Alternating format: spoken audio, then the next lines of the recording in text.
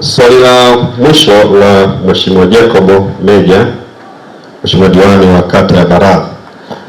Ni kweli kulikuwa na matukio ya uvunjifu wa amani yaliyotokea baada ya uchaguzi, ambapo tathmini ya awali ya Mheshimiwa Mwenyekiti ya miradi yote au maeneo yote ambayo yalifanyiwa survey yana gharama ya bilioni 1,866 baada ya tathmini ya kwanza. Kwa hiyo ni fedha nyingi, lakini hiyo kijumuisha taasisi zote zilizoko halmashauri.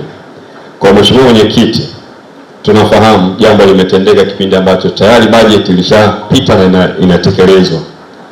Na kwa mwaka huu wa fedha, wakati tuko kwenye majadiliano, wakati tunafanya allocation, sisi ni mashahidi, tulielekeza nguvu ziende kwenye miundombinu ya barabara.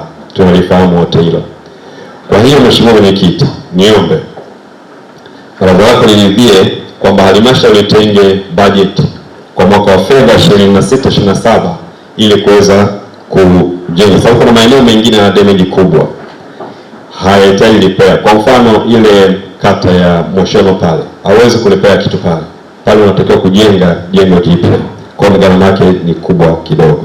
Kwa Mheshimiwa Mwenyekiti na mstahiki meya, naomba kuwasilisha. Asante. Lakini jambo la tano au swali la tano ambalo mimi naona ni kama ombi la kuwekewa bumps.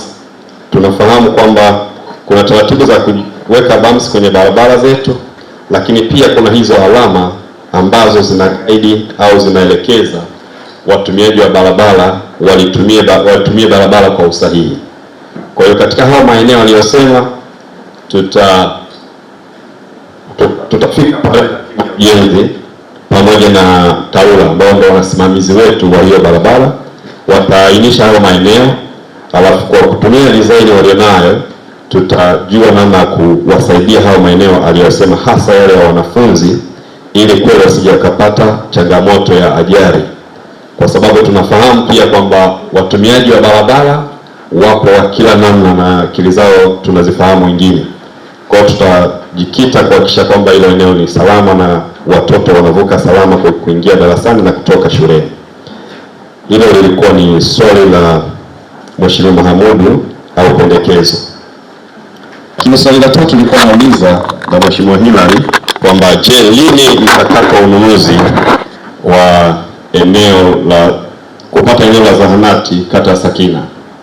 Mheshimiwa Mwenyekiti, mwaka jana halmashauri ilikuwa imetenga kiasi cha milioni 100 kwa ajili ya ununuzi, na lile eneo lililokuwa limependekezwa na kata awali, timu ya tathmini ilienda, ilipofika wakagundua kwamba kwa mujibu wa miongozo lile eneo ni dogo, haliwezi.